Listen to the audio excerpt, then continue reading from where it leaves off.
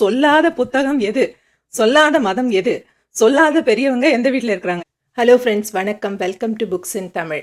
இந்த வீடியோக்குள்ளே போகிறதுக்கு முன்னாடி உங்ககிட்ட ஒரு கேள்வி. What makes life worth living அப்படின்னு கேட்டால் நீங்கள் என்ன பதில் சொல்லுவீங்க? இந்த வாழ்க்கையை நாம் வாழணும், இந்த வாழ்க்கையை வாழலாம் அப்படின்னு நீங்கள் நினைக்கிறதுக்கு என்ன காரணம்? What is the core reason அப்படின்னு கேட்டால் என்ன பதில் சொல்லுவீங்க? ஸோ இந்த கேள்விக்கான பதில் ஒருத்தருக்கு ஒருத்தர் மாறுபடும். ஒரு 9 வயசு பொண்ணுக்கிட்ட நான் இந்த கேள்வி கேட்ட உடனே she immediately set family. So உங்களுக்கு ஒரு பதில் இருக்கலாம், 10 பதில் இருக்கலாம், ஒரே நிமிஷத்தில் பதில் வரலாம், அல்லது 10 நிமிஷம் யோசித்து நீங்கள் பதில் சொல்லலாம். ஆனால் நீங்கள் இந்த வீடியோக்குள்ளே போகிறதுக்கு முன்னாடி அந்த பதிலை யோசிச்சுக்கோங்க. இன்றைக்கி நாம் பேச போகிற விஷயம் பாசிட்டிவ் சைக்காலஜி. இந்த பாசிட்டிவ் சைக்காலஜி அப்படிங்கிறத ஈஸியாக எப்படி எக்ஸ்பிளைன் பண்ணலான்னா, இப்போ உங்கள் வீட்டுக்கு பின்னாடி ஒரு நிலம் இருக்குது, சின்ன தோட்டம் இருக்குது அப்படின்னா, அந்த இடத்துல இருக்கக்கூடிய களைகள், புதர் அதெல்லாம் நீக்கிறது ரொம்ப முக்கியம். அந்த இடத்த க்ளீனாக வச்சுக்கணும், இல்லைன்னா அங்கே நிறைய விஷ ஜந்துக்கள்லாம் வந்து குடியேறிடும். ஆனால் அது எந்த அளவுக்கு முக்கியமோ அதே அளவுக்கு முக்கியம் அந்த இடத்துல நீங்கள் தேவையான பயிர்களை தேவையான விதத்தில் பயிர் பண்ணி வளர்க்குறது. ஸோ காய்கறிகள், பழங்கள், பூக்கள் இதையெல்லாம் நீங்கள் பயிர் பண்ணி களை இல்லாமல் பார்த்துக்கிட்டா தான் அந்த நிலம் உங்களுக்கும் பயன்படும்.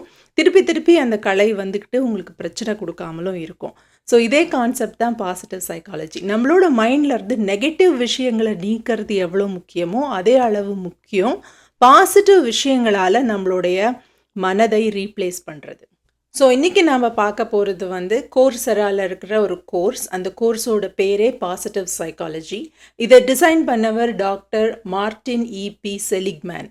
அவர் வந்து இதை விஷனரி சயின்ஸ் அப்படின்னு சொல்கிறாரு. அவர் இந்த கோர்ஸை டிசைன் பண்ண ப்ரொஃபஸர் மட்டும் இல்லை, அமெரிக்கன் சைக்கலாஜிக்கல் அசோசியேஷனோட பிரசிடெண்ட். அண்ட் இந்த பாசிட்டிவ் சைக்காலஜி அப்படிங்கிற கான்செப்டை இன்ட்ரடியூஸ் பண்ணி அதில் ரிசர்ச் பண்ணி அதனால் பல கோடி மக்கள் பயனடைகிறதுக்கு காரணமாக இருந்த பயனியர்ஸில் ஒருவர்.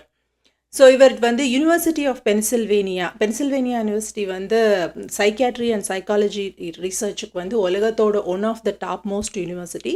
ஸோ அந்த யூனிவர்சிட்டியில் he served as a chair. அவரோட பயோகிராஃபியே பெருசாக ஒரு பேஜுக்கு இருக்க அந்த கோர்ஸோடய அட்டாச் பண்ணியிருக்காங்க. நீங்கள் போய் பார்த்துக்கலாம். More importantly this course is free. So இது ஒரு 4 வீக் கோர்ஸ் தான், டக்குன்னு நம்ம முடிச்சிடலாம். ஸோ முதல்ல இவர் என்ன சொல்கிறாருன்னா, இவர் ஃபீல்டுக்குள்ளே வந்தது வந்து 1964 அவர் வந்து யூனிவர்சிட்டி ஆஃப் பென்சில்வேனியாவில் ஸ்டார்ட் பண்ணப்போ சைக்காலஜி, சைக்காட்ரி இது எல்லாமே வந்து மோர் ஆஃப் நெகட்டிவ்ஸ் மேலே தான் ஃபோக்கஸ் ஆகிருந்தது அப்படின்னு சொல்கிறார். அதாவது ப்ராப்ளம்ஸ் வர்றது அப்படிங்கிறது, என்னென்ன ப்ராப்ளம்ஸ் இருக்குது, அதுக்கு என்னென்ன மாதிரி சொல்யூஷன் கொடுக்கலாம், அந்த ப்ராப்ளமை எப்படி ஹேண்டில் பண்ணலாம், ப்ராப்ளம் வந்ததுக்கு அப்புறம் எனி டிஸார்டர், ஒரு மூட் டிஸார்டர், ஒரு டிப்ரெஷன், ஒரு ஆன்சைட்டி டிஸார்டர், ஒரு ஸ்கிசோஃப்ரெனியா எதுவும் வந்ததுக்கு அப்புறம் எப்படி ஹேண்டில் பண்ணலாம் அப்படிங்கிறதுல தான் முழுக்க முழுக்க ஃபோக்கஸ் ஆகி இருந்தது அப்படின்னு சொல்கிறார். இப்போ DSM மேனுவல் முழுசுமே எடுத்து பார்த்தோன்னா it is all about issues, mental health issues தான், which is very very important. Problem வந்தவங்களுக்கு எப்படி ஹெல்ப் பண்ணுறது அப்படிங்கிறதுல நம்ம ரிசர்ச் பண்ணுறதும் இன்வெஸ்ட் பண்ணுறதும் அதை ஃபர்தராக எடுத்துகிட்டு போகிறதும் for the well being of the society ரொம்ப ரொம்ப முக்கியம். ஆனால் இவர் என்ன சொல்கிறாருன்னா, அது அளவுக்கு ஈக்குவலாக முக்கியத்துவம் நாம் கொடுக்க வேண்டியது என்னன்னா மென்டல் வெல்பீயிங்க்கு. ஸோ மென்டல் இல்னஸ்க்கு ட்ரீட் பண்ணுறது எவ்வளோ முக்கியமோ அதே அளவு முக்கியம் மென்டல் வெல்பீயிங்கை டெவலப் பண்ணுறது, பாசிட்டிவ் எமோஷன்ஸை மனிதர்களுக்கு டெவலப் பண்ணுறது. ஸோ பாசிட்டிவ் எமோஷன்ஸை டெவலப் பண்ணுறதுனா என்ன அப்படின்னா, ஒருத்தர் எப்போ பார்த்தாலும் ஹாப்பியாகவே இருக்கிறது, எப்போ பார்த்தாலும் சிரிச்சுக்கிட்டே இருக்கிறது, எப்போ பார்த்தாலும் க்ரேஸியாகவே இருக்கிறது, அந்த மாதிரி இல்லை. நீங்கள் என்ன தான் பாசிட்டிவ் சைக்காலஜி படித்தாலும் ப்ராக்டிஸ் பண்ணாலும் உங்கள் லைஃப்பில் வரக்கூடிய ஸ்ட்ரகிள்ஸ் வரதான் வரும். ஃபார் எக்ஸாம்பிள், நான் வந்து கொஞ்ச நாளைக்கு முன்னாடி சைக்கிள்லேருந்து கீழே வந்துட்டேன், முட்டி உடஞ்சி போச்சு. ஸோ நம்ம பாசிட்டிவ் சைக்காலஜி படிச்சிட்டோம் அப்படிங்கிறதுனால முட்டி உடையாமல் இருக்காது, கண்டிப்பாக உடையும். ஸோ அந்த ப்ராப்ளம்ஸ் வரதான் வரும். But positive psychology is about how you face it and how well you bounce back. அந்த பிரச்சனை வரும்போது அதை நீங்கள் எப்படி எதிர்கொண்டு திரும்ப மீண்டு வரீங்க, அந்த பேஸ்லைன் ரெசிலியன்ஸ், அந்த திரும்ப மீண்டு வர்றதுக்கு ஒழியக்கூடிய உங்களுடைய தன்மை எந்த இடத்துல இருக்குது, அதை எப்படி நம்ம மேலே கொண்டு வர்றது, எப்படி அப்வர்ட் ஸ்பைரலுக்கு கொண்டு வர்றது, எப்படி நம்மளுடைய ஓவரால் மகிழ்ச்சியை, பேஸ்லைன் ஹாப்பினஸை அதிகப்படுத்திக்கிறது, எப்படி நமக்கும் மற்றவர்களுக்கும் பயனுடையதாக நம்மளுடைய வாழ்க்கையை அமைச்சிக்கிறது அப்படிங்கிறத பற்றி தான். ஸோ பேசிக்காக இவர் எப்படி அதை லிஸ்ட் பண்ணியிருக்காருன்னா, நம்மளோட மனதிலிருந்து நம்ம களைய வேண்டிய அந்த கலை செடிகள் என்னென்ன அப்படின்னு பார்த்தீங்கன்னா, சோகம், சேட்னஸ், பதட்டம், பயம், சுயநலம், பொறாமை, போர்டம், ஹேட்ரட், வெறுப்பு, இது எல்லாத்தையும் களைஞ்சிட்டு அந்த இடத்துல நம்ம வந்து பாசிட்டிவான எமோஷன்ஸை வச்சுட்டு வளர்த்துக்கணும் அப்படிங்கிறாரு. ஸோ என்னென்ன பாசிட்டிவ் எமோஷன்ஸை வளர்த்துக்கணும்? ஜாய், மகிழ்ச்சி, செரீனிட்டின்னு சொல்லக்கூடிய அந்த மனம் சலனமற்ற அந்த நிலை, தைரியம், ஆப்டிமிசம், அல்ட்ரூயிசம், மற்றவர்களுக்கு கொடுக்கக்கூடிய அந்த கொடை தன்மை, அப்புறம் அமைதி, பர்சீவரன்ஸ், விடாமுயற்சி, க்ரியேட்டிவிட்டி, லவ், இதையெல்லாம் நாம் இந்த பாசிட்டிவ் எமோஷன்ஸால் நம்மளுடைய மனதை நிரப்படும் அப்படிங்கிறார். ஈவன் ஒரு ட்ராமா வந்தால் கூட, ட்ராமாங்கிறது எல்லாருக்குமே வரும். வாழ்க்கையில் ஸ்ட்ரகிள்ஸ், பிரச்சனைகள், துன்பங்கள், துயரங்கள் எல்லாருக்குமே வரும். ஒவ்வொருத்தருக்கும் ஒரு விதமான துயரம் இருக்கும். அவங்கவுங்களோட துயரம் அவங்கவுங்களுக்கே பெருசு. ஸோ அந்த துயரமான சூழ்நிலைகள் வந்தால் கூட அந்த போஸ்ட் ட்ரமாட்டிக் க்ரோத் அப்படின்னு சொல்கிறாங்க. நம்ம போஸ்ட் ட்ரமாட்டிக் டிஸார்டரை பற்றி நிறையா பேசியிருக்கோம். அந்த துயரமான சூழ்நிலைகளில் இருந்தும் நாம் எதை கற்றுக்கலாம், அதை எப்படி பாசிட்டிவாக மாற்றலாம், அதில் எப்படி சில்வர் லைனிங்கை கண்டுபிடிக்கலாம் அப்படிங்கிறது தான் positive psychology is all about. So நம்ம நிறைய பேருக்கு தெரிஞ்சிருக்கோம் மேன் சர்ச் ஃபார் மீனிங், அவரை பற்றி நம்ம நிறைய பேசியிருக்கோம். ஸோ விக்டர் ஃப்ராங்கிள், அது மோஸ்ட் ட்ரமாட்டிக்கான ஒரு கான்சன்ட்ரேஷன் கேம்ப், ஹிட்லருடைய அந்த கான்சன்ட்ரேஷன் கேம்பில் இருந்த பொழுது அந்த இடத்தையே எப்படி அவர் வந்து ஒரு பாசிட்டிவான விஷயமாக மாற்றிக்கிட்டு லோகோ தெரப்பி அப்படிங்கிறத டெவலப் பண்ணார், தன்னுடைய மனநிலையை எப்படி சீர்படுத்திக்கிட்டாரு, அந்த இடத்துல இருந்த அந்த அனுபவத்தை யூஸ் பண்ணி உலகத்தில் பல பேருக்கும் அவர் எப்படி ஹெல்ப்ஃபுல்லாக இருந்தார் அப்படிங்கிறத பற்றி அந்த புத்தகம் சொல்லும். ஸோ இந்த மாதிரியான நெகட்டிவான சூழ்நிலையிலும் கூட பாசிட்டிவிட்டியை எப்படி கண்டுபிடிக்கிறது அப்படிங்கிறத பற்றினது தான் பாசிட்டிவ் சைக்காலஜி. ஸோ இப்போ என்னென்ன அதுதான் தெரியுமே, நெகட்டிவான விஷயங்கள் இதெல்லாம் இருக்கக்கூடாது, பொறாமை, கோபம், பயத்தெல்லாம் ஒழிக்கணும், நம்ம வந்து நல்ல மற்றவர்களுக்கு உதவக்கூடிய நல்ல மனதை வளர்த்துக்கணும், நல்ல குணங்களை வளர்த்துக்கணும்னு சொல்லாத புத்தகம் எது, சொல்லாத மதம் எது, சொல்லாத பெரியவங்க எந்த வீட்டில் இருக்கிறாங்க, எங்களுக்கு தெரியுமே அந்த விஷயம் அப்படின்னு நீங்கள் கேட்குறீங்களா? ஸோ இப்போ அதில் என்ன முக்கியமான விஷயம் அப்படின்னா, இந்த மாதிரியான நெகட்டிவ் எமோஷன்ஸ் ஏன் நம்ம மனசை ஃபில் பண்ணியிருக்கு, எதனால நம்மளால் அதை தாண்டி போக முடியல, அதை தாண்டி போகிறதுக்கு என்ன பண்ணுறது அப்படிங்கிறது தான் இவரோட ரீசர்ச்சே என்டையர்லி பேஸ்ட் ஆன். ஸோ இவர் முதல்ல ரீசர்ச் பண்ணது அந்த கான்செப்டுக்கு பேர் வந்து லேர்ன்ட் ஹெல்ப்லெஸ்னஸ் அப்படின்னு சொல்கிறார்.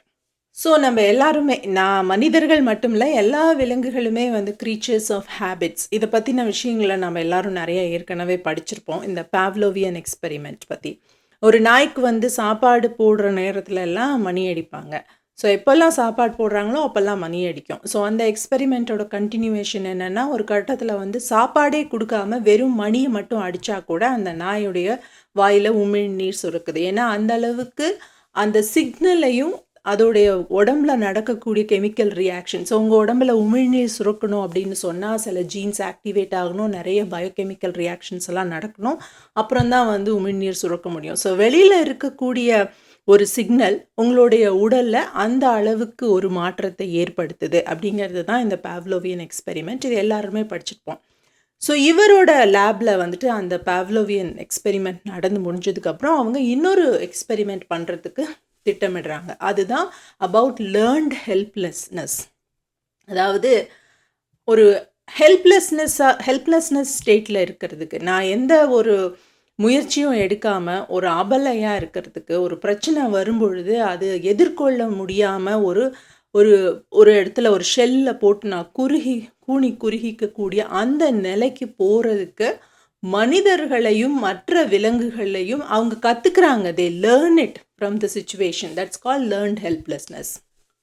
ஸோ அந்த லேர்ன்டு ஹெல்ப்லெஸ்னஸ் தான் நமக்குள்ளே இருக்கக்கூடிய பலவிதமான நெகட்டிவ் எமோஷன்ஸ்க்கும் நமக்கு ஏற்படக்கூடிய அந்த டவுன்வர்ட் ஸ்பைரலுக்கும், அந்த நெகட்டிவ் எமோஷன்லேருந்து அப்படியே போய் ஒரு ஸ்ட்ரெஸ் ஆகி ஆன்சைட்டிக்கு போய் டிப்ரெஷனுக்கு போகக்கூடிய அந்த நெகட்டிவ் ஸ்பைரலுக்கும் ஒரு மூலக்கூறாக, ஒரு முக்கிய காரணமாக இருக்குது அப்படின்னு சொல்கிறாங்க. அதே மாதிரி லேர்ன்ட் ஹெல்ப்லெஸ் தான் பெசிமிஸ்டிக் மைண்ட் செட். எதுவுமே நல்லபடியாக நடக்காது, எல்லாமே கெட்டு போயிடும், நான்லாம் ஒரு யூஸ்லெஸ் பர்சன், என் வாழ்க்கையில் வந்துட்டு அப்படின்னு அந்த தன்னம்பிக்கையை இழந்த அந்த அபலைத்தன்மைக்கு போகிறது இருக்கு இல்லையா, அதுக்கும் இந்த லேர்ன்ட் ஹெல்ப்லெஸ்னஸ் தான் காரணமாக இருக்குது அப்படின்னு சொல்கிறாங்க. ஸோ இந்த லேர்ன்ட் ஹெல்ப்லெஸ்னஸ் எக்ஸ்பெரிமெண்ட் என்னன்னு பார்த்தீங்கன்னா, முதல்ல அது நாய்கள் மேலே நடத்தப்பட்டது. ஸோ நாய்களை வந்து 3 குரூப் ஆஃப் நாய்களை பிரிச்சுக்கிறாங்க. Group A, group B, group C அப்படின்னு. ஸோ இந்த குரூப் ஏ நாய்களை வந்து ஒரு பட்டிக்குள்ளே போட்டு அடைச்சி அதில் வந்து ஒரு மைல்டு எலக்ட்ரிக் ஷாக் கொடுக்குறாங்க. ஆனால் அந்த இடத்துல இருந்து தப்பிக்கிறதுக்கு அந்த நாய்க்கு ஒரு சான்ஸ் இருக்குது. ஸோ அதை தாண்டி அந்த நாயால் எட்டி குதிச்சிட முடியும். அப்போது எலக்ட்ரிக் ஷாக் கொடுத்த உடனே அந்த குரூப்புக்குள்ளே, அந்த ஏ குரூப்பில் இருந்த எல்லா நாய்களும் வெளியில் எட்டி குதிச்சிடுச்சு. பி குரூப் எப்படின்னா, எலக்ட்ரிக் ஷாக் கொடுக்குறாங்க, ஆனால் அதுலேருந்து தப்பிச்சு போகிறதுக்கு ஒரு வழியே அங்கே இல்லை. ஸோ அந்த எலக்ட்ரிக் ஷாக்கை வந்து என்டியூர் பண்ண வேண்டிய, அனுபவிக்க வேண்டிய ஒரு நிர்பந்தத்தில், ஒரு அபல நிலையில் அந்த நாய்கள் இருக்குது. அது குரூப் பி. குரூப் சி தான் நம்மளோட கண்ட்ரோல் குரூப். அதுக்கு வந்து எந்த எலக்ட்ரிக் ஷாக்கும் கொடுக்கல. இப்போ இந்த மாதிரி முதல் நாள் இந்த நாய்களை ட்ரெயின் பண்ணதுக்கு அப்புறம் அடுத்த நாள் இதே நாய்கள் மேலே இன்னொரு எக்ஸ்பெரிமெண்ட், அதே எக்ஸ்பெரிமெண்ட்டை நடத்துகிறாங்க. அதாவது எல்லா நாய்களையும் ஒரு பட்டியில் போட்டு இப்போ 3 குரூப் நாய்களுக்குமே எலக்ட்ரிக் ஷாக் கொடுக்குறாங்க. அந்த 3 குரூப் நாய்களுக்குமே அங்கேருந்து தப்பிச்சு போகிறதுக்கு ஒரு சான்ஸ் இருக்குது. ஸோ அந்த 2வது நாள் அதே எக்ஸ்பெரிமெண்ட்டை பண்ணும் பொழுது அந்த ஏ குரூப்பில் இருந்த நாய்கள் வழியை கண்டுபிடிச்சி தப்பிச்சு போயிடுச்சு. சி குரூப்பில் இருந்த நாய்கள்லையும் பெரும்பாலான நாய்கள் வழியை கண்டுபிடிச்சி தப்பிச்சு போயிடுச்சு. ஆனால் இந்த பி குரூப்பில் இருந்த நாய்கள் தப்பிச்சு போகிறதுக்கு வழி இருந்தும் கூட எந்த ஒரு முயற்சியுமே எடுக்கலை.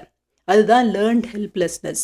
ஏன்னா நம்ம என்னதான் முயற்சி பண்ணாலும் இங்கேருந்து தப்பிக்க முடியாது, இதுதான் நம்ம விதி, இப்படிதான் நம்ம வாழ்ந்தாகணும், இந்த அவல நிலை தான் நமக்கு வாய்ச்சது அப்படின்னு அந்த நாய்கள் நம்புது. எதை வச்சு நம்புதுன்னா, தனக்கு கிடைச்ச ப்ரீவியஸ் எக்ஸ்பீரியன்ஸ், முதல் நாளில் நடந்த எக்ஸ்பீரியன்ஸை வச்சு நம்புது.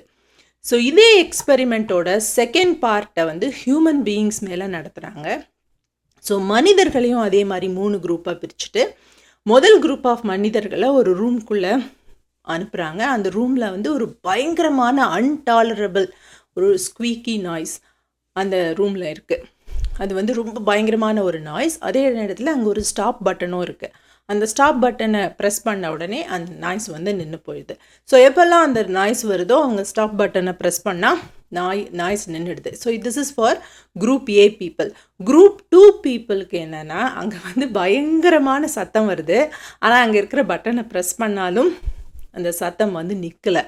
ஸோ அவங்களுக்கு அங்கே ஒரு கண்ட்ரோலே இல்லை. அந்த சத்தத்தை நிறுத்துறதுக்கு அவங்கக்கிட்ட ஒரு வழியே இல்லை. அது அவங்க முழு நேரமும் அந்த சத்தத்தில் அந்த வேதனையை அவங்க அனுபவிக்கிறாங்க. 3வது group of people of course control, அவங்களுக்கு வந்து சத்தமே கொடுக்கல. அவங்கள சும்மா ரூமில் மட்டும் உட்கார வச்சுட்டு திருப்பி வெளியில் எடுத்துகிட்டு வந்துடுறாங்க.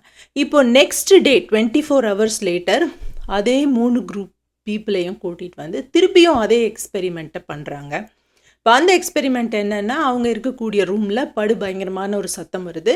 ஆனால் அவங்க அந்த ரூமில் வேற ஒரு எஸ்கேப் மெக்கானிசம் இருக்குது. அதே பட்டன் இல்லை, வேற ஒன்று. அவங்க இந்த பக்கத்துலேருந்து அந்த பக்கம் போனாங்கன்னா அந்த சத்தம் நின்றுடுங்கிற மாதிரி டிசைன் பண்ணியிருக்காங்க.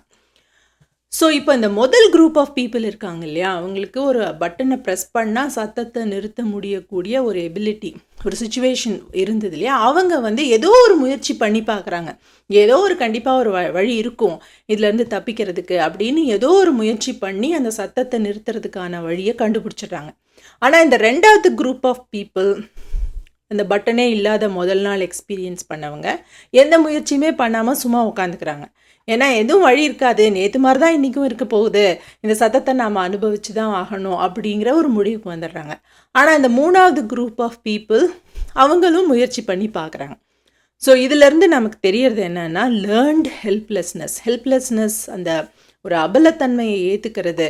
எனக்கெல்லாம் இதில் ஒரு வழியே இல்லை, இதெல்லாம் என் விதி, இதுதான் என் வாழ்க்கை, இதைத்தான் நான் வாழ்ந்துட்டு போகணும், இதை எதிர்த்து பேசி ஒன்றும் ஆக போகிறதில்ல அப்படின்ற அந்த பெசிமிஸ்டிக் மனப்பான்மையை வளர்த்துக்கிறது அப்படிங்கிறது ஒரு லேர்ன்டு விஷயம். ஒருத்தர் தனக்கு அமையக்கூடிய வாழ்க்கை சூழ்நிலையை பொறுத்து அவங்க வந்து அந்த லேர்ன்ட் ஹெல்ப்லெஸ்னஸ்க்குள்ளே போயிடுறாங்க அப்படிங்கிறது தான் இந்த எக்ஸ்பெரிமெண்ட்டோட ஐடியா. ஸோ இப்போ இந்த எக்ஸ்பெரிமெண்ட்டோட 3 குரூப்பையும் பண்ணதில் அவங்களுக்கு கிடைச்ச டேட்டா, ஸோ எக்ஸ்பெரிமெண்ட்டுங்கிறது ஒருத்தர் மேலே நடத்துறதா இருக்கக்கூடாது இல்லையா, அது நம்பர் ஆஃப் பீப்புள் ஜாஸ்தியாக ஆகிக்கிட்டே போக போக போக அவங்களுக்கு என்ன டேட்டா கிடைச்சிது அப்படிங்கிறத அவர் ஷேர் பண்ணுறார். So more and more dogs, number of ஹியூமன்ஸை அதிகப்படுத்தி நிறைய பேர் மேலே இந்த எக்ஸ்பெரிமெண்ட்டை நடத்த நமக்கு கிடைச்ச ஸ்டாட்டிஸ்டிக்கல் டேட்டா என்னென்னா, 2/3 of the animals and humans, அதாவது 100ல் கிட்டத்தட்ட 66-67% பேர் வந்து இந்த லேர்ன்ட் ஹெல்ப்லெஸ்னஸ்க்குள்ளே போயிடுறாங்க. நான் சொல்கிறது குரூப் 2ல். ஸோ முதல் நாள் அவங்களுக்கு எந்த உதவியும் கிடைக்கல அப்படிங்கிறதுனால அடுத்த நாளும் எனக்கு எந்த உதவியும் கிடைக்காது, நான் முயற்சி பண்ணியும் பலன் இருக்காது அப்படின்னு சொல்லிட்டு இதுதான் விதி அப்படின்னு சொல்லி அக்செப்ட் பண்ணிவிட்டு அமைதியாக உட்காந்துடுறாங்க. ஆனால் மீதி இருக்கக்கூடிய 1/3 of the people and dogs, அவங்க முதல் நாள் எந்த ஹெல்ப்பும் கிடைக்காம இருந்தால் கூட இன்றைக்கி இருக்கிற சுச்சுவேஷனுக்கு திருப்பி ஒரு முயற்சி எடுத்து பார்ப்போமே அப்படின்னு முயற்சி எடுத்து பார்க்குறாங்க. அப்புறம் அவங்க சொல்யூஷன் கிடச்சி தப்பிச்சு போயிடுறாங்க. ஸோ 2/3 ஆஃப் த நாய்களுக்கும் மனிதர்களுக்கும் அந்த லேர்ன்ட் ஹெல்ப்லெஸ்னஸ் அப்படிங்கிறது ஒரு கேரக்டராக இருக்குது. மீதி இருக்கக்கூடிய 1/3 ஆஃப் த பீப்புளுக்கு அது ஒரு கேரக்டராக இல்லை. ஸோ அதே மாதிரி இந்த குரூப் 3 பீப்புள் இருக்காங்க இல்லையா, கண்ட்ரோல் குரூப், அவங்களில் எத்தனை சதவீதமானவங்களுக்கு லேர்ன்ட் ஹெல்ப்லெஸ்னஸ் இருக்குதுன்னு பார்த்தீங்கன்னா 1/9 of the people has learned helplessness. So 9ல் ஒருத்தருக்கு வந்து லேர்ன்ட் ஹெல்ப்லெஸ்னஸ் ஒரு கேரக்டர் ட்ரைட்டாகவே இருக்குது. அப்போது ஏன் சிச்சுவேஷன் வந்து 2 பேருக்கும் ஒரே மாதிரியானதாக தான் இருந்தது முதல் நாள், அடுத்த நாளும் ஒரே மாதிரியாக தான் இருக்குது. ஆனால் பெரும்பாலானவர்கள் அப்படின்னு சொல்லலாம் 66-67% பேருக்கு வந்து அந்த லேர்ன்ட் ஹெல்ப்லெஸ்னஸ் வந்துச்சு. மீதி இருக்கக்கூடிய ஒரு 33-34 பேருக்கு லேர்ன்ட் ஹெல்ப்லெஸ்னஸ் வரலை. அவங்க இன்னமும் விதியை ஒத்துக்காமல் அடுத்த முயற்சி பண்ணி பார்ப்போமே அப்படின்னு நினைக்கக்கூடியவங்களாக இருக்காங்க. ஸோ அதனால் இவங்களோட ரீசர்ச்சை இவங்க எப்படி எக்ஸ்டெண்ட் பண்ணுறாங்கன்னா, எப்படி இந்த மனிதர்களுக்கு இந்த லேர்ன்ட் ஹெல்ப்லெஸ்னஸ் ஒரு கேரக்டர் ட்ரைட்டாகவே இருக்குது, எப்படி இந்த மனிதர்களுக்கு இல்லை, இவங்களுக்கும் என்ன டிஃப்ரென்ஸ் அப்படின்னு பார்க்குறாங்க. ஸோ எப்படி சில பேர் மட்டும் இந்த லேர்ன்ட் ஹெல்ப்லெஸ்னஸ்க்கு இம்யூனைஸ் ஆயிருக்காங்க அப்படின்னு பார்த்தா, அவங்களுக்கும் அந்த இன்னொரு குரூப்புக்கும் அந்த பிகர் குரூப்புக்கும் ஸ்மாலர் குரூப்புக்கும் ஒரு பர்சனாலிட்டி டிஃப்ரென்ஸ் பேசிக்காகவே இருக்குது அப்படிங்கிறது தான் இவங்க ரிசர்ச்சில் கண்டுபிடிக்கிறாங்க.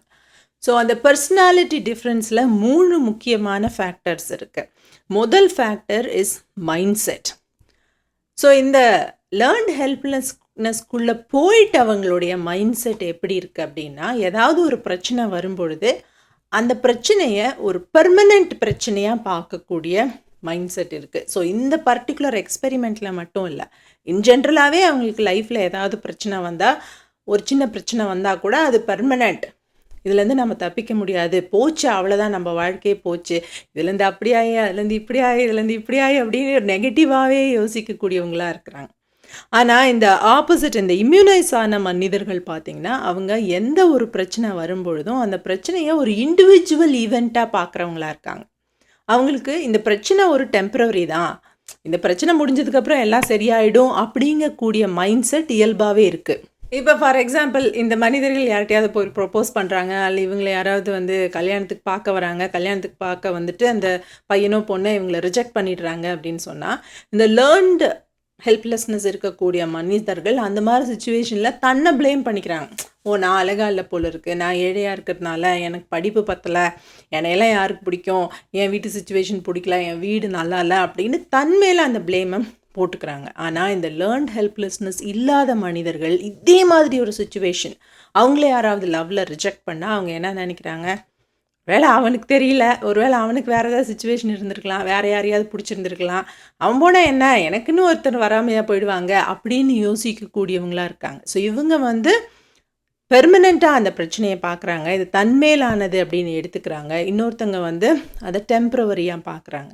ஸோ ரெண்டாவதாக இருக்கக்கூடிய பர்சனாலிட்டி டிஃப்ரென்ஸ் என்னென்னா, இந்த லேர்ன்ட் ஹெல்ப்லெஸ்னஸ் குரூப் வந்து ஒவ்வொரு பிரச்சனையையும் பல அடுத்தடுத்த பிரச்சனைகளோட கனெக்ட் பண்ணி ஒரு பெரிய பிகர் நெகட்டிவ் சொல்யூஷனுக்கு வந்துடுறாங்க. ஆனால் இந்த லேர்ன்ட் ஹெல்ப்லெஸ்னஸ் இல்லாதவங்க அதை ஒரு லோக்கல் ப்ராப்ளமாக பார்க்குறாங்க. ஃபார் எக்ஸாம்பிள், இந்த 2 குரூப் ஆளுங்களுமே மேத் டெஸ்ட்டில் ஃபெயில் ஆகிட்டாங்க அப்படின்னு வச்சுக்கோங்களேன். இந்த லேர்ன்ட் ஹெல்ப்லெஸ்னஸ் இருக்கிறவங்க என்ன நினைக்கிறாங்கன்னா, நான் ஒரு ஸ்டூப்பிட், எனக்கு எதுவுமே வராது, எனக்கு அறிவே இல்லை, நான்லாம் வாழ்க்கையில் எங்கே முன்னேற போகிறேன் அப்படின்னு அதை பர்சீவ் பண்ணிக்கிறாங்க. ஆனால் அந்த லேர்ன்ட் ஹெல்ப்லெஸ்னஸ் இல்லாத குரூப் என்ன நினைக்கிறாங்கன்னா, ஆமாம் எனக்கு மேத் வராது, மேத்தில் நான் கொஞ்சம் அவ்வளோ ஸ்ட்ராங் இல்லை, என்னோடய ஸ்ட்ராங் ஏரியா வேறு, நான் நல்லா பாடுவேன், நான் நல்லா படிப்பேன், நான் நல்லா கட்டுரை எழுதுவேன், அல்லது நான் நல்லா எல்லாருக்கிட்டையும் பேசி காரியத்தை சாய்ச்சிடும், அதெல்லாம் என்னோடய ஸ்ட்ராங் ஏரியா, மேத் என்னோடய ஸ்ட்ராங் ஏரியா இல்லை அப்படிங்கிற மாதிரி அந்த ஃபெயிலியரை ஒரு லோக்கல் இஷ்யூவாக பார்க்குறாங்களே ஒழிய இந்த மேத்தில் ஃபெயில் ஆனதுனால நானே ஒரு ஓவரால் ஸ்டூப்பிட் அப்படின்னு அவங்க எடுத்துக்கிறதில்ல. ஸோ 3வது விஷயம் என்னென்னா, இந்த லேர்ன்ட் ஹெல்ப்லெஸ்னஸ் குரூப் வந்து ஒரு பிரச்சனை, ஒரு பேட் ஈவெண்ட், ஒரு கஷ்டம் வருது, ஒரு பிரச்சனை வருது அப்படின்னு சொன்னால் அதில் கண்ட்ரோலபிள் விஷயங்கள் என்னெல்லாம் இருக்குது, அன்கண்ட்ரோலபிள் விஷயங்கள் என்னெல்லாம் இருக்குது அப்படின்னு பிரித்து பார்க்குறதில்ல. பிரச்சனை வந்தாலே அதில் நாம் கண்ட்ரோல் பண்ணுறதுக்கு எதுவும் இல்லை, அந்த பிரச்சனையை நாம் அனுபவிக்க தான் வேணும் அப்படிங்கிறது அவங்களோட மைண்ட் செட்டாக இருக்குது. ஆனால் இந்த லேர்ன்ட் ஹெல்ப்லெஸ்னஸ்க்கு இம்யூன் ஆன அந்த குரூப் அவங்க அதை எப்படி எடுத்துக்கிறாங்கன்னா, ஒரு பிரச்சனை வரும்போது இதில் என்னால் ஃபிக்ஸ் பண்ணக்கூடிய விஷயங்கள் எங்கெங்கெல்லாம் இருக்குது, ஸோ எனக்கு எங்கெங்கெல்லாம் கண்ட்ரோல் இருக்குது, எங்கெங்கெல்லாம் கண்ட்ரோல் இல்லை அப்படிங்கிறத பிரித்து பார்க்க தெரிஞ்சவங்களாக இருக்காங்க. ஸோ இவங்க இந்த ரிசர்ச்சை எக்ஸ்டெண்ட் பண்ண என்ன முடிவுக்கு வராங்க அப்படின்னு சொன்னால், இயல்பாகவே பெசிமிஸ்டிக்காக இருக்கக்கூடிய மனிதர்கள், அதாவது வாழ்க்கைங்கிறது ஒரு ஃபிக்ஸ்டான விஷயம், விதிங்கிறது ஒரு ஃபிக்ஸ்டான விஷயம், இதில் நாம் மாற்றுறதுக்கு எதுவும் இல்லை அப்படிங்கிற மனோபாவம். பிரச்சனை வந்த உடனே அதில் எனக்கு கண்ட்ரோல் பண்ணுறதுக்கு எந்த விஷயமும் இல்லை, அந்த சில்வர் லைனை பார்க்க தெரியாதவங்க, ஃப்யூச்சர் வந்து கண்டிப்பாக பிரச்சனையாகிறதுக்கு தான் நிறைய சான்ஸ் இருக்குது அப்படின்னு நம்பக்கூடிய மனிதர்கள். அந்த பெசிமிஸ்டிக் மைண்ட் செட் இருக்கக்கூடிய மனிதர்களுக்கு இந்த லேர்ன்ட் ஹெல்ப்லெஸ்னஸ் ஜாஸ்தியாக இருக்குது. அதே ஆப்டிமிசம் இருக்கிறவங்க, பிரச்சனை வந்தால் என்ன பார்த்துக்கலாம், வாழ்க்கைனா பிரச்சனை வரதான் வரும், எல்லாம் ஒரு டெம்ப்ரவரி தான், ஒவ்வொன்றுத்தையும் நம்ம தனித்தனி ஈவெண்ட்டாக பார்க்கணும், இதில் எந்த விஷயத்தை நாம் சரி பண்ண முடியும் அப்படிங்கிறத நாம் கண்டுபிடிச்சி நாம் அதுக்கான முயற்சி எடுக்கணும், அதான வாழ்க்கை அப்படிங்கிற மனநிலை கொண்ட ஆப்டிமிஸ்டிக் மனிதர்கள் இந்த லேர்ன்ட் ஹெல்ப்லெஸ்னஸ்க்குள்ளே போய் மாட்டிக்கிறதில்ல. ஸோ இதே எக்ஸ்பெரிமெண்ட்டை அவங்க திருப்பியும் எக்ஸ்டெண்ட் பண்ணுறாங்க. ஸோ 10 வயசு 12 வயசு இருக்கக்கூடிய குழந்தைகள் மேலே அவங்க சொல்கிற சைக்கலாஜிக்கல் அசஸ்மெண்ட்ஸ் எல்லாம் பண்ணி பார்க்கும் பொழுது அந்த குழந்தைகள்கிட்டையும் இந்த லேர்ன்ட் ஹெல்ப்லெஸ்னஸ் இருக்கக்கூடிய குழந்தைகள், இல்லாத குழந்தைகள் அப்படின்னு 2ஆக பிரிக்கும் பொழுது அந்த குழந்தைகள் வளர்ந்து அவங்களோட பியூபர்ட்டியை தாண்டினதுக்கப்புறம் யாருக்கெல்லாம் லேர்ன்ட் ஹெல்ப்லெஸ்னஸ் அப்படிங்கிற அந்த மைண்ட் செட் சின்ன வயசில் இருந்ததோ அவங்க தான் they are more likely to become clinically depressed அப்படின்னு சொல்கிறாங்க. ஸோ டிப்ரெஷன் அப்படிங்கிறது நான் ஏற்கனவே சொன்ன மாதிரி it's a clinical term. So சும்மா நம்மளே ஒரு வீடியோ பார்த்துட்டோ, வாட்ஸ்அப் மெசேஜ் பார்த்துட்டோ, இல்லை எனக்கு அந்த வார்த்தை தெரிஞ்சிச்சுங்கிறதுனாலையோ இன்னொருத்தரை ப்ளேம் பண்ணுறதுக்கோ, இல்லை நாமளே ப்ளேம் பண்ணிக்கிறதுக்கோ பயன்படுத்தக்கூடாது. கிளினிக்கல் டிப்ரெஷனில் 9 சிம்டம்ஸ் இருக்குது.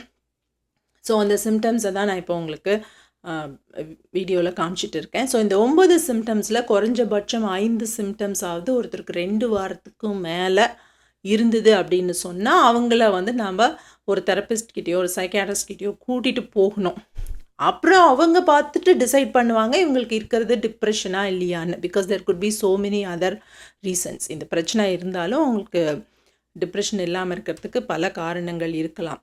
ஸோ நம்ம coming back to the course, இதில் அவங்க என்ன சொல்கிறாங்கன்னா, இந்த லேர்ன்ட் ஹெல்ப்லெஸ்னஸ் இருக்கக்கூடிய குழந்தைகள் தான் வளர்ந்த பிறகு கிளினிக்கல் டிப்ரெஷனுக்குள்ளே போயிடுறாங்க. ஸோ இந்த கிளினிக்கல் டிப்ரெஷனில் இருக்கக்கூடிய 9 சிம்டம்ஸில் 8 சிம்டம்ஸ் அவங்களுக்கு ரொம்ப ஈஸியாக இருக்குது. எக்ஸப்ட் சூசைடல் தாட்ஸ், மற்ற சிம்டம்ஸ் எல்லாம் அவங்களுக்கு இருக்குது அப்படின்னு சொல்கிறார். ஸோ இந்த விஷயத்தை கண்டுபிடிச்சதுக்கு அப்புறம் தான் இவங்க அதை அடுத்த லெவலுக்கு எடுத்துகிட்டு போகிறாங்க இந்த நாலேஜ். அதாவது என்ன சொல்கிறாங்கன்னா, இப்போது அவங்களுக்கு அந்த பெசிமிசம் இருக்குது, so they are more likely to fall for clinical depression அப்படிங்கிறது நமக்கு தெரிஞ்சிச்சு. அப்போது நம்ம என்ன பண்ணலாம்? So what is the prevention? So அந்த ஒருத்தரை ப்ரிவெண்ட் பண்ண முடியுமா, ஆப்டிமிசமை டீச் பண்ண முடியுமா அப்படிங்கிறது தான் அவங்களுடைய அடுத்த லெவல் ரீசர்ச்சாக இருந்தது. ஸோ யூஸ்வலாக டிப்ரெஷன் இருக்கக்கூடியவங்களுக்கு பல விதமான தெரப்பீஸ் கொடுப்பாங்க. அதில் காக்னிட்டிவ் பிஹேவியர் தெரப்பி தான் த மோஸ்ட் எஃபெக்டிவ் தெரப்பி அப்படின்ட்டு ரொம்ப ஃபேமஸான therapy. And in addition to மருந்து மாத்திரை, it has to be again decided by the therapist and the doctor.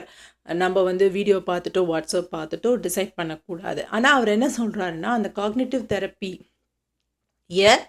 இருக்கக்கூடிய சில காம்போனன்ட்ஸை அவங்களுக்கு முன்கூட்டியே டீச் பண்ணுறதன் மூலமாக இந்த பெசிமிஸ்டிக் மைண்ட் செட் இருக்கக்கூடிய மனிதர்களுக்கு ஆப்டிமிசமை வளர்க்க முடியும். ஸோ அவங்களோட பேஸ்லைன் ஆப்டிமிசமை நம்ம வளர்க்க முடியும், பேஸ்லைன் பாசிட்டிவ் எமோஷன்ஸை வளர்க்க முடியும் அப்படின்னு சொல்கிறார்.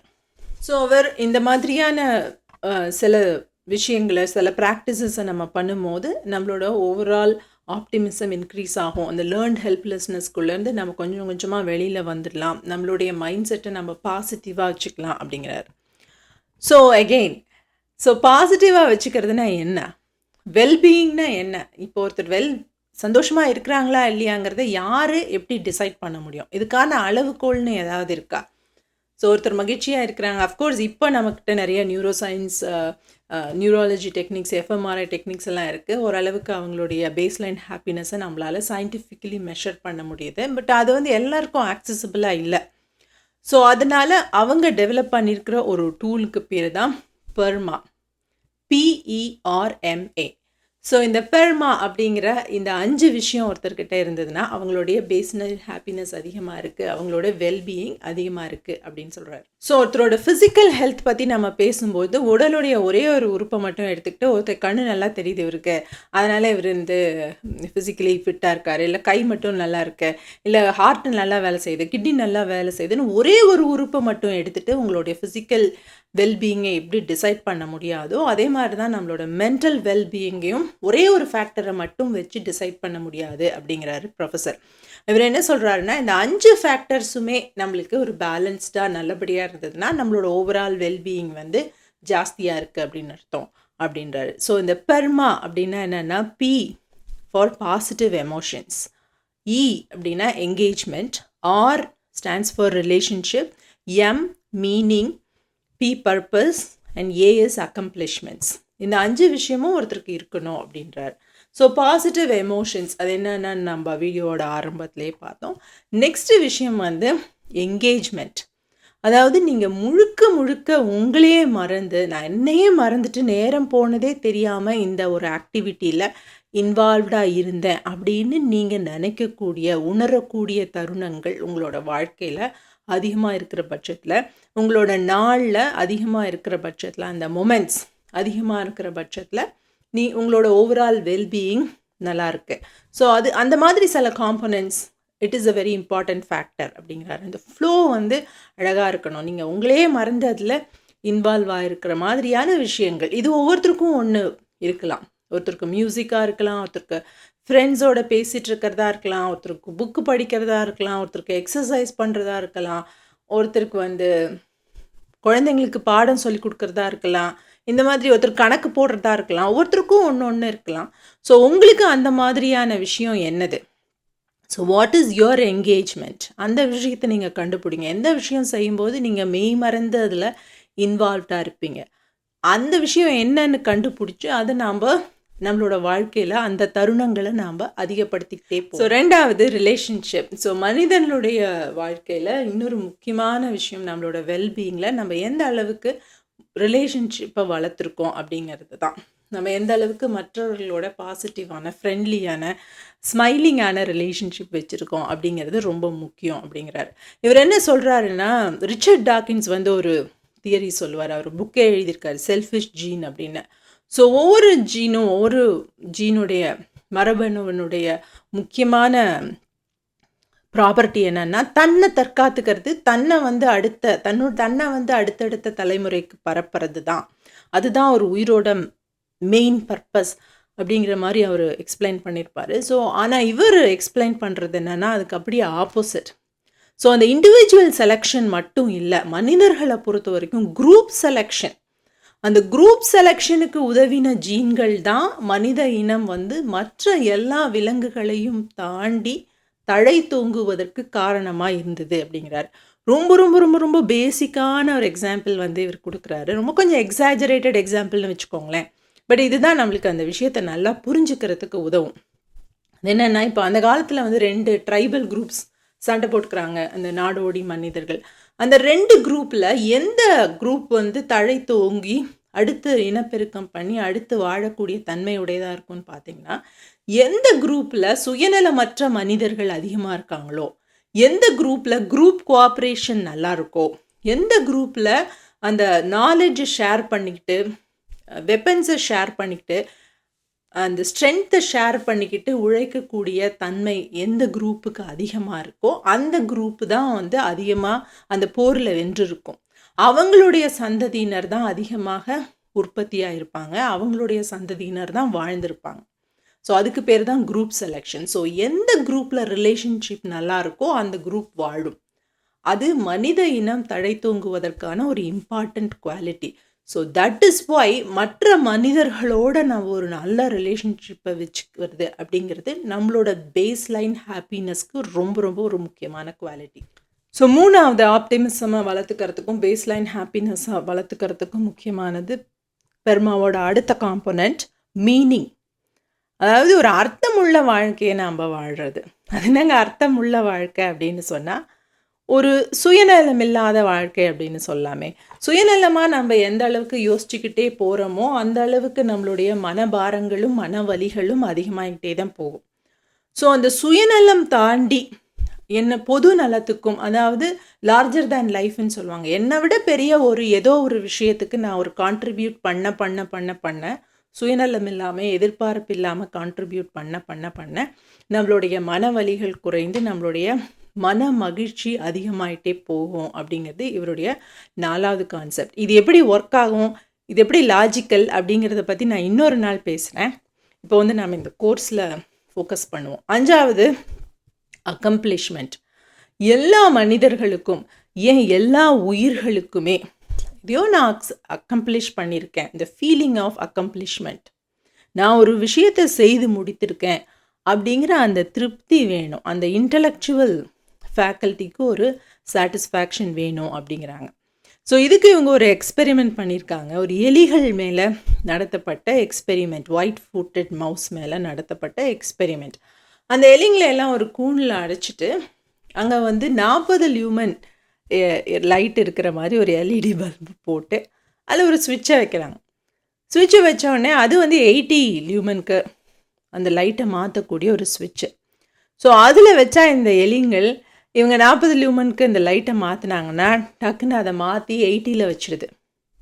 ஸோ அதே வேறு ஒரு செட் ஆஃப் எலிகளை இன்னொரு கூண்டில் வச்சுருக்காங்க. அந்த எலிகளுக்கு வந்து இவங்க கொடுக்கறது 80, ஆனால் அங்கே இருக்கிற ஸ்விட்சை வந்து டச் பண்ணால் அது வந்து 40க்கு போயிடும். ஸோ ஆனால் இந்த 2 குரூப்லேயுமே இந்த எலிகள்கிட்ட காமனாக இருந்த ஒரு விஷயம் ஒன்று தான், தங்கிட்ட ஒரு கண்ட்ரோல் இருக்குது அப்படின்னு சொன்னால் அந்த கண்ட்ரோலை யூஸ் பண்ணி நான் எனக்கு ஏற்ற மாதிரி அந்த விஷயத்தை மாற்றிக்கணும் அப்படின்ற அந்த கிரேவிங், அந்த சென்ஸ் ஆஃப் அக்கம்ப்ளிஷ்மெண்ட். இங்கே இருக்கிற லைட்டை நான் கண்ட்ரோல் பண்ணியிருக்கேன், என்னோட லைஃப் மேலே எனக்கு ஒரு கண்ட்ரோல் வேணும், எனக்கு ஒரு கண்ட்ரோல் இருக்குது அப்படிங்கிற அந்த நினப்பு தான் சென்ஸ் ஆஃப் அக்கம்ப்ளிஷ்மெண்ட். அது விலங்குகளுக்கும் சரி மனிதர்களுக்கும் சரி அந்த ஃபீலிங் ஆஃப் அக்கம்ப்ளிஷ்மெண்ட் தான் ஒரு தன்னம்பிக்கையை கொடுக்குது, ஒரு கான்ஃபிடென்ஸை கொடுக்குது. என் வாழ்க்கை மேலே, என் சூழ்நிலை மேலே, என்னுடைய உடல் மேலே, என்னுடைய மனம் மேலே எனக்கு ஒரு கண்ட்ரோல் இருக்குது அப்படின்னு அவங்க உணரும் பொழுது அவங்களோட பேஸ்லைன் ஹாப்பினஸ் அதிகமாகுது. ஸோ அதே மாதிரி இந்த பெர்மாங்கிறது வந்து ஒரு ஒர்க் இன் ப்ராக்ரஸ். இது வந்து நான் ஒரு நாளைக்கு ஜிம்முக்கு போயிட்டு வந்துட்டேன் அப்படிங்கிற மாதிரி அது எப்படி உங்கள் ஃபிசிக்கல் ஹெல்த்துக்கு ஒரு காரணியாக இருக்க முடியாதோ, ஒரு டிசைடிங் ஃபேக்டராக இருக்க முடியாதோ, அதே மாதிரி தான் பெர்மாவும். இதை வந்து ஒவ்வொரு நாளும் ஒரு நாள் மேலே கீழே இருக்கும், பட் ஓவரால் நீங்கள் வந்து உங்களுடைய லைஃபோட பெர்மா என்ன அப்படிங்கிறத கண்டுபிடிச்சி உங்கள் லைஃப்பில் வந்து இந்த என்கேஜிங்கான விஷயம் என்ன, உங்கள் ரிலேஷன்ஷிப்ஸை நீங்கள் எப்படி பெட்டர் பண்ணிக்கிறது, உங்கள் வாழ்க்கையில், உங்கள் தொழிலில், உங்களுடைய நாளாந்திர வாழ்க்கையில் நீங்கள் எப்படி ஒரு பர்பஸ்ஃபுல்லான மீனிங்ஃபுல்லான தருணங்களை கண்டுபிடிக்கிறது, எப்படி நீங்கள் வந்து சென்ஸ் ஆஃப் அக்கம்ப்ளிஷ்மெண்ட்டை வளர்த்துக்கிறது அப்படிங்கிறத நீங்கள் தெரிஞ்சுக்கிட்டு அதை வந்து வளர்த்துக்கிட்டே போகணும். ஸோ உங்களுக்கு ஒரு பேஸ்லைன் இருக்கும், அந்த மொமெண்ட்ஸை நீங்கள் இன்க்ரீஸ் பண்ணிக்கிட்டே போக போக போக உங்கள் ஓவரால் ஆப்டிமிசம் இன்க்ரீஸ் ஆகிக்கிட்டே போகும் அப்படிங்கிற.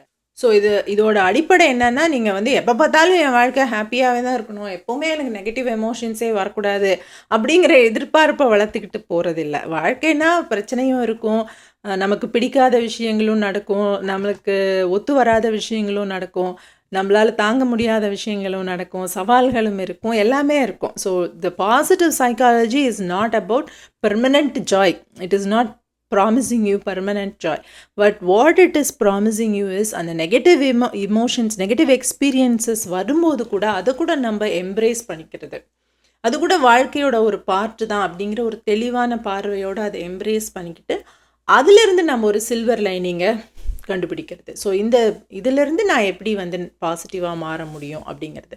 இந்த நெகட்டிவ் எமோஷன்ஸ்னு நம்ம சொல்கிறதெல்லாம் ஆங்கர், பொறாமை, ஈவன் ஸ்ட்ரெஸ், டிப்ரெஷன் எல்லாம் கூட ஒரு காலகட்டத்தில் மனிதர்களுக்கு உதவிய எமோஷன்ஸ் தான். ஸோ மனிதனுடைய மூளையுடைய அமைப்பே எப்படி அப்படின்னு சொன்னால், பாசிட்டிவ்ஸ் மேலே ஃபோக்கஸ் பண்ணுறத விட நெகட்டிவ்ஸ் மேலே தான் அதிகமாக ஃபோக்கஸ் பண்ணோம். ஸோ ஒரு இடத்துல குட்டும் இருக்குது பேடும் இருக்குது அப்படின்னு சொன்னால், நம்மளோட மூளை அந்த பேட் மேலே தான் அதிகமாக ஃபோக்கஸ் பண்ணும். ஃபார் எக்ஸாம்பிள், நீங்கள் உங்களுக்கு ரொம்ப ரொம்ப பிடிச்ச ரொம்ப நாள் நீங்கள் வெயிட் பண்ணிட்டு இருந்த ஒரு ஃப்ரெண்டை மீட் பண்ணுறீங்க. You're having a nice conversation. அது ஒரு குட் விஷயம். ஆனால் அதே இப்போ நெகட்டிவ் விஷயம் என்னென்னா, உங்களுக்கு ஒரு பல்லு வலி இருக்குது அப்படின்னா, உங்களோட ஃபோக்கஸ் ஃபுல்லாக அந்த பல்லு வலி மேலே தான் இருக்கும், குட் விஷயத்து மேலே இருக்காது. ஸோ உங்களுக்கு இது மாதிரி நிறைய எக்ஸாம்பிள் நீங்கள் பார்க்கலாம். ஸோ எப்போவுமே பக்கத்து ரூமில் ஒரு குழந்தை அழுதுட்டுருக்கு, நீங்கள் இங்கே உட்காந்து சந்தோஷமாக சாப்பிட்டு சிரித்து பேச முடியாது, குறிப்பாக உங்கள் குழந்தை அழுதுட்டு இருக்கும் பொழுது. ஸோ அப்படி பண்ணக்கூடிய மனிதர்களும் இருக்கிறாங்க. That could be some problem. But in general மனிதர்களுடைய மூளை வந்து நெகட்டிவிட்டிஸ்க்கு அதிகமான முக்கியத்துவம் கொடுக்கும். ஏன் அப்படி கொடுக்குது அப்படின்னு பார்த்தீங்கன்னா, இதுக்கு வந்து எவல்யூஷனரிலி ஒரு ரீசன் இருக்குது.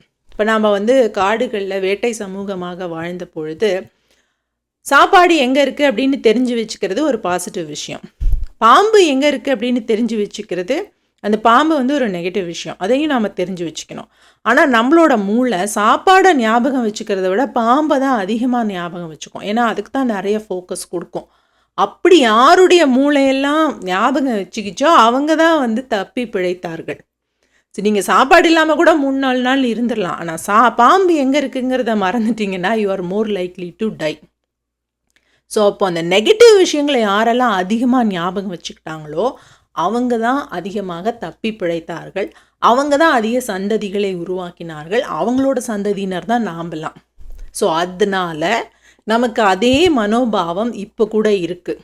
ஆனால் இப்போ நம்ம காட்டில் வாழல, நம்ம போர்க்களத்துலேயும் வாழல, டெய்லியும் ஒரு குண்டு நம்ம தலையிலையோ வீட்லேயோ விழுந்து வெடிக்கலை, ஒவ்வொரு நாளும் சாப்பாட்டுக்காக நம்ம அலையில, வீட்டுக்குள்ளே எப்போ பாம்பு வருமோன்ற ஒரு பதட்டத்தில் நம்ம இல்லை.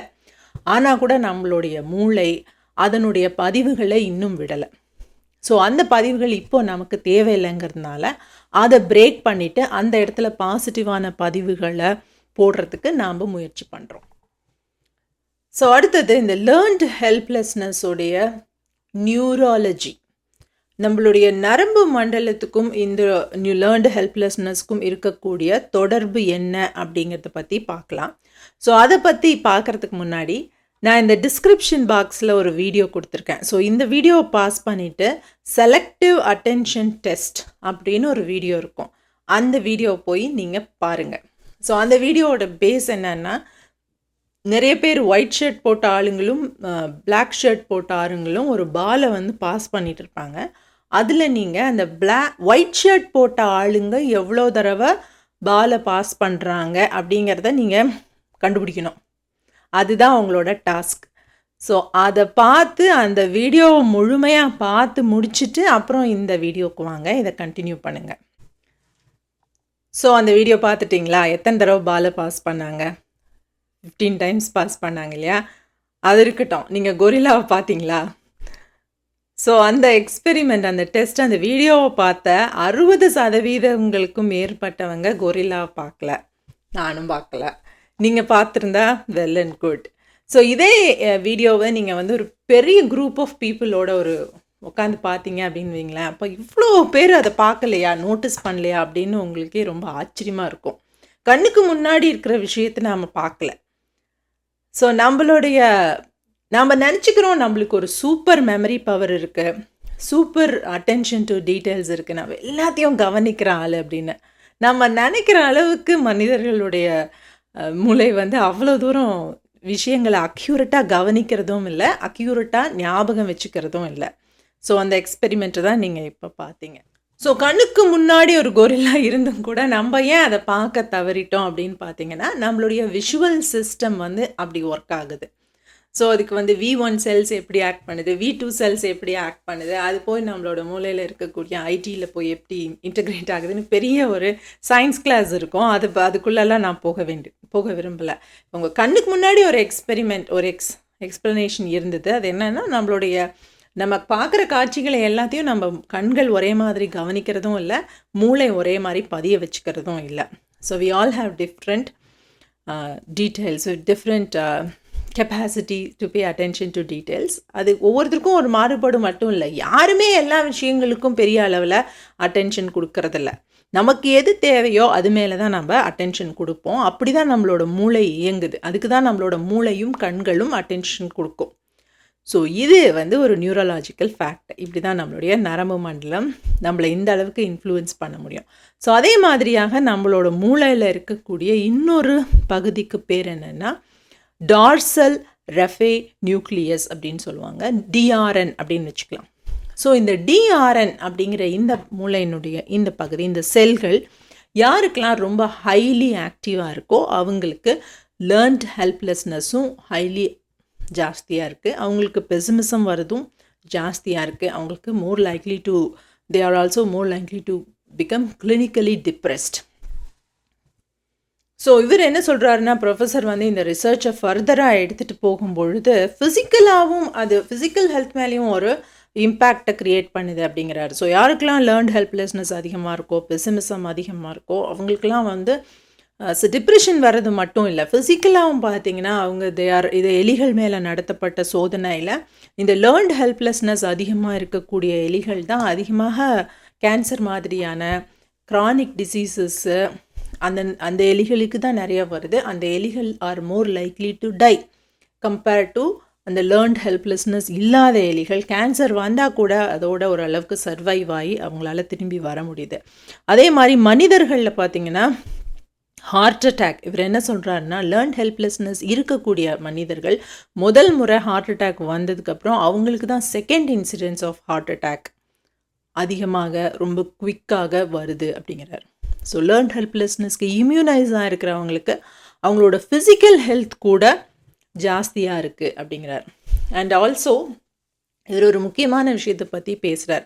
ஸோ இவர் நிறைய தெரப்பிஸ்ட்டை ட்ரெயின் பண்ணியிருக்காரு அப்படிங்கிறதுனால டிமென்ஷியா அப்படின்னு இந்த வயசான அப்புறம் வரக்கூடிய மறதி இருக்கு இல்லையா, ஸோ அந்த வியாதிக்கு ஒரு ட்ரீட்மெண்ட் இவங்களோட தெரப்பியில் இவங்க என்ன மாதிரியான ஒரு மாற்றம் பண்ணியிருக்காங்க அப்படின்னு பார்த்தீங்கன்னா, யூஸ்வலாக டிமென்ஷியா வந்த மனிதர்கள்கிட்ட மருத்துவர்கள் கேட்கக்கூடிய முதல் கேள்வி என்னென்னா, நீங்கள் என்னெல்லாம் விஷயங்களை மறந்துடுறீங்க அப்படின்னு அதில் தான் ட்ரீட்மெண்ட்டை தெரப்பியை ஃபோக்கஸ் பண்ணுறாங்க அப்படிங்கிறார்.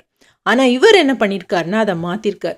நீங்கள் எந்த விஷயங்கள ஞாபகம் வச்சுருக்கீங்க, இந்த வயசில் கூட உங்களால் எந்த விஷயங்களையெல்லாம் பண்ண முடியுது அப்படின்னு கேட்டு அதை இன்னும் பண்ணுங்கள், அதை பண்ணுறதுல நீங்கள் நிறைய ஃபோக்கஸ் பண்ணுங்கள் அப்படின்னு இவங்க தெரப்பியை மாற்றின உடனே நிறைய பேரால் அந்த டிமென்ஷியா பிரச்சனையிலேருந்து அந்த டிமென்ஷியா பிரச்சனையிலேருந்து வெளில வந்துட்டாங்கன்னு சொல்ல முடியாது, அது சிவியர் ஆகாமல் தடுக்கப்பட்டிருக்கு.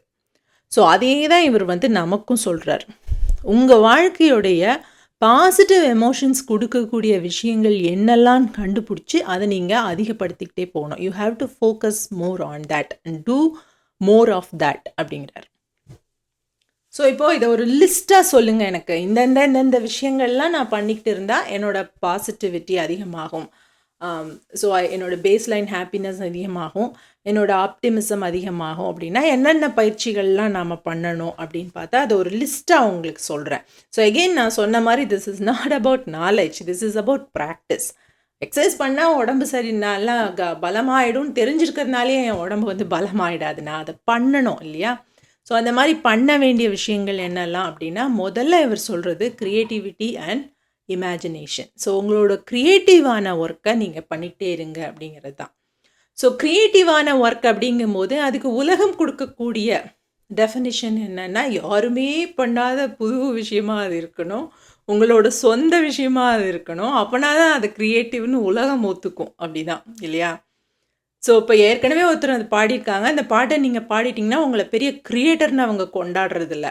ஆனால் அதுதான் உங்களுடைய level of creativity. If that is the creative work that you enjoy, அதை பண்ணுங்க. உலகம் அதை என்ஜாய் பண்ணுதா இல்லையா அப்படிங்கிறது, உலகம் அதை ஒத்துக்குதா இல்லையாங்கிறது டசன்ட் மேட்டர். நீங்கள் வரையக்கூடிய ஓவியங்களை கொண்டு போய் போட்டிக்கு வச்சு பரிசு வாங்கணுங்கிறது அவசியம் இல்லை. ஆனால் உங்களுக்குன்னு ஏதோ ஒரு க்ரியேட்டிவ் விஷயம் இருக்கணும். ஸோ அந்த க்ரியேட்டிவ் விஷயத்தை நீங்கள் மேலே மேலே மேலே பண்ண இந்த டிஆர்என் நம்ம பார்த்தோம் இல்லையா, இந்த டிஆர்என்னோட ஆக்டிவிட்டி கம்மியாயிட்டே போகுது. இப்போ நம்ம சொல்லக்கூடிய இந்த லிஸ்ட்டில் சொல்லக்கூடிய எல்லா விஷயங்களையும் நம்ம பண்ண இந்த டிஆர்என், நம்ம மூளையில் இருக்கக்கூடிய இந்த டிஆர்என் அப்படிங்கிற இந்த பகுதியை, அதோட ஆக்டிவிட்டியை நம்ம குறைக்க முடியும் அப்படிங்கிறார். So do something creative. So அது வந்து உங்களுக்கு பணம் தரக்கூடிய ஒரு தொழிலாக மாறுமா, சக்ஸஸாக மாறுமா அதெல்லாம் அடுத்த விஷயம். ஸோ எல்லா கிரியேட்டர்ஸும் பார்த்தீங்கன்னா அவங்களுக்கு என்ன வந்ததோ அதை பண்ணாங்க. அது வந்து மக்களுக்கு பிடிக்கும்போது அது கிளிக் ஆகும், ஆகாமல் போகும். It's all different. உங்களுக்கு எந்த விஷயத்த தன்னை மறந்து லயிச்சு சந்தோஷமாக பண்ண முடியுமோ அந்த விஷயத்தை நீங்கள் பர்சியூ பண்ணுங்கள். That is number 1. நம்பர் 2, நான் இதை பற்றி நிறையா வீடியோவில் பேசியிருக்கேன். அண்ட் ஐ கேனாட் எம்ஃபசைஸ் மோர். உங்களோட கேரக்டர் ஸ்ட்ரென்த் என்ன அப்படிங்கிறத தெரிஞ்சுக்கிறது. அதையே தான் இங்கேயும் ப்ரொஃபஸர் பேசியிருக்காரு. அந்த viacharacter.org போய் உங்களோட கேரக்டர் ஸ்ட்ரென்த் என்ன அப்படிங்கிறத தெரிஞ்சுக்கோங்க அப்படிங்கிறார். ஸோ உங்களோட கேரக்டர் ஸ்ட்ரென்த்து ஹியூமராக இருந்ததுன்னா, இன்னொருத்தரோட கேரக்டர் ஸ்ட்ரென்த் வந்து சயின்ஸ் லேர்னிங்காக இருந்ததுன்னா, ரெண்டும் ஒன்றா இருக்கணும்னு அவசியம் கிடையாது. அவர் தான், நீங்கள் தான். ஸோ உங்களோட கேரக்டர் ஸ்ட்ரென்த் என்னவோ அதை தெரிஞ்சுக்கிட்டு உங்களுடைய சேலஞ்சிங்கான மூமெண்ட்ஸில், சேலஞ்சிங்கான லைஃப் சுச்சுவேஷன்ஸில் அந்த கேரக்டர் ஸ்ட்ரென்த்தை உபயோகப்படுத்துங்க. அதை வந்து அங்கே இன்ஃப்யூஸ் பண்ண பாருங்க அப்படிங்கிறார். இவர் என்ன ஒரு எக்ஸாம்பிள் கொடுத்துருக்காருன்னா, இவரோட ஸ்டூடெண்ட் ஒருத்தர் வந்து நைட்டில் யூனிவர்சிட்டியிலேருந்து மிட் நைட்டில் கிளம்பி அவர் வீட்டு வரைக்கும் ரொம்ப யாருமே இல்லாத தெருவில் கொஞ்சம் ரொம்ப தனியாக இருட்டாக இருக்கக்கூடிய ஒரு ஆபத்தான தெருவில் தனியாக நடந்து போவாராம். ஸோ அப்போ அவரோட கேரக்டர் ஸ்ட்ரென்த் என்னன்னா ஹியூமர்.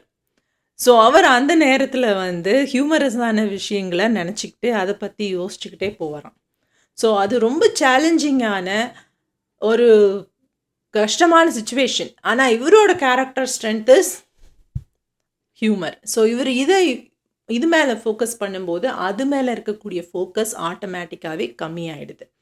ஸோ என்னோட கேரக்டர் ஸ்ட்ரென்த்து தான் நான் இப்போ உங்களுக்கு காமிச்சிட்ருக்கேன். என்னோட character strength is love of learning and sharing wisdom அப்படின்னு இருக்குது இதில். அதனால் எனக்கு தெரிஞ்ச வரைக்கும் நான் அதை ஷேர் பண்ணுறேன்.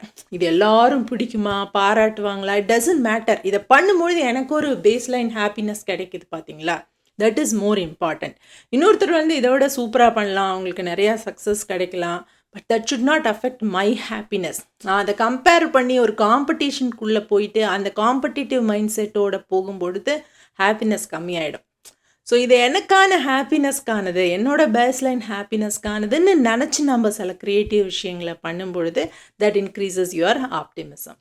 ஸோ அடுத்து நீங்கள் பண்ண வேண்டிய ப்ராக்டிஸ், ரீஷேப் யுவர் ஸ்டோரி. உங்கள் வாழ்க்கையில் எல்லார் வாழ்க்கையிலையும் கஷ்டம் இருக்குது. அந்த கஷ்டம் நம்மளுடைய மனசை பாதிக்குது. அந்த கஷ்டம் நம்மளை லேர்ன்ட் ஹெல்ப்லெஸ்னஸ்க்கு கூட்டிகிட்டு போகுது, அது இல்லைன்னு சொல்ல முடியாது.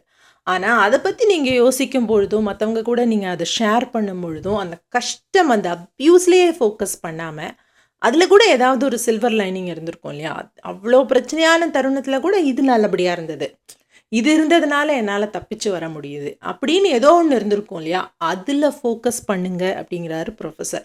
நீங்கள் அதில் ஃபோக்கஸ் பண்ண உங்களோட டிஆர்எனோட ஆக்டிவிட்டி வந்து ஸ்லோவர் அண்ட் ஸ்லோவர் ஆகிக்கிட்டே வரும் அப்படின்றார்.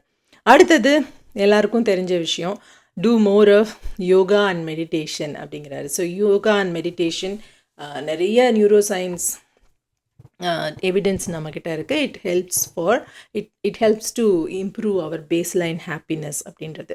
அடுத்தது he also prescribes spiritual practices. So நீங்கள் ஒரு ஸ்பிரிச்சுவல் பர்சனாக இருந்தால் so you can also focus, take help of your God அப்படிங்கிறது அவரோட இன்னொரு ஐடியா. அடுத்த முக்கியமான idea gratitude and philanthropy. So ஒவ்வொரு நாளும் ஒரு நோட் புக்கு எடுத்து வச்சு அந்த நோட் புக்கில் இன்றைக்கி என்னோடய வாழ்க்கையில் இந்தந்த விஷயங்கள்லாம் நல்லபடியாக நடந்தது அப்படின்னு நீங்கள் ஒரு வாரத்துக்கு எழுத ஆரம்பிங்க அப்படிங்கிறார். ஸோ இவரோட ரீசர்ச் என்ன சொல்லுதுன்னா, 6 மாதத்துக்கு அந்த மாதிரி எழுதினவங்க எல்லாருமே அவங்களோட ஓவரால் ஹாப்பினஸ் வந்து இன்க்ரீஸ் ஆகிருக்கு, ஓவரால் லைஃப் சாட்டிஸ்ஃபேக்ஷன் இன்க்ரீஸ் ஆகிருக்கு. நம்ம வாழ்க்கையில் எவ்வளோ நல்ல விஷயங்கள் நடக்கும், ஆனால் அதெல்லாம் நம்ம டேக்கன் ஃபார் கிராண்டடாக எடுத்துகிட்டு இருப்போம். ஸோ அதை நம்ம உட்காந்து எழுத ஆரம்பிக்கும் பொழுது நமக்கு இவ்வளோ விஷயங்கள் பாசிட்டிவாக இருக்கா அப்படிங்கிறத நம்மளே அப்போ தான் நோட்டீஸ் பண்ணுவோம். ஸோ அதை நோட்டீஸ் பண்ண உங்களோட டிஆர்என் ஆக்டிவிட்டி குறையும், உங்களோட லேர்ன்டு ஹெல்ப்லெஸ்னஸ் குறையும், உங்களோட ஆப்டிமிசம் அதிகமாகும். அடுத்தது ரிலேஷன்ஷிப்பை பெட்டர் பண்ணுறது. ஸோ ரிலேஷன்ஷிப்ஸை எப்படி பெட்டர் பண்ணுறதுங்கிறதுக்கு நம்ம நிறைய வீடியோஸ் போட்டிருக்கோம், நிறைய ஒரு சீரீஸ் ஆஃப் வீடியோஸ் இருக்குது, அதுக்கு ஒரு பிளேலிஸ்ட்டே இருக்குது. You can. கடைசி விஷயம் ஃபிலாந்த்ரஃபி. மற்றவர்களுக்கு நாம் என்ன கொடுக்கலாம், பணம் கொடுக்கலாமா, நேரம் கொடுக்கலாமா, உழைப்பை கொடுக்கலாமா, எதிர்பார்ப்பு இல்லாமல் நம்ம செய்யக்கூடிய எல்லா உதவியும் நம்மளோட பேஸ்லைன் ஹாப்பினஸை அதிகப்படுத்தக்கூடிய ஒரு முக்கியமான விஷயமாக இருக்கும். ஸோ என்ன கொடுக்கலாம் அப்படிங்கிறத யோசிக்கணும். எதுவுமே கொடுக்க முடியாது அப்படின்னா, ஏதாவது எனக்கு ஒரு நாள் ஒரு நல்ல வாழ்க்கை வரும்போது நான் எல்லாருக்கும் கொடுப்பேன் அப்படிங்கிற ஒரு எண்ணத்தையாவது வளர்த்துக்கணும். அறம் செய்ய விரும்பு அப்படின்னு சொல்கிறாங்க இல்லையா ஔவையார். அறம் செய்யறது அப்படிங்கிறது அடுத்த லெவல். அதை விரும்பணும். That is what we should crave for. அதுதான் ஃபஸ்ட் லெவல். ஸோ இந்த பயிற்சிகளை எல்லாம் நாம் பண்ணிக்கிட்டே வரும்பொழுது நம்மளோட overall wellbeing, overall life satisfaction improve ஆகும் அப்படின்னு சொல்கிறாரு ப்ரொஃபஸர். தேங்க்யூ ஃபார் வாட்சிங் த வீடியோ. ஸோ இந்த வீடியோ உங்களுக்கு பிடிச்சிருந்ததுன்னா லைக் பண்ணுங்கள். உங்களுக்கு நீங்கள் இந்த வீடியோலேருந்து என்ன கற்றுக்கிட்டீங்க அப்படிங்கிறதையும் எனக்கு கமெண்ட்ஸில் சொல்லுங்கள். உங்களுக்கு டைம் இருந்ததுன்னா இந்த கோர்ஸை நீங்கள் டைரெக்டாக போய் எடுத்துக்கோங்க. You will learn a lot more. Thank you for வாட்சிங் the video. See you. Bye.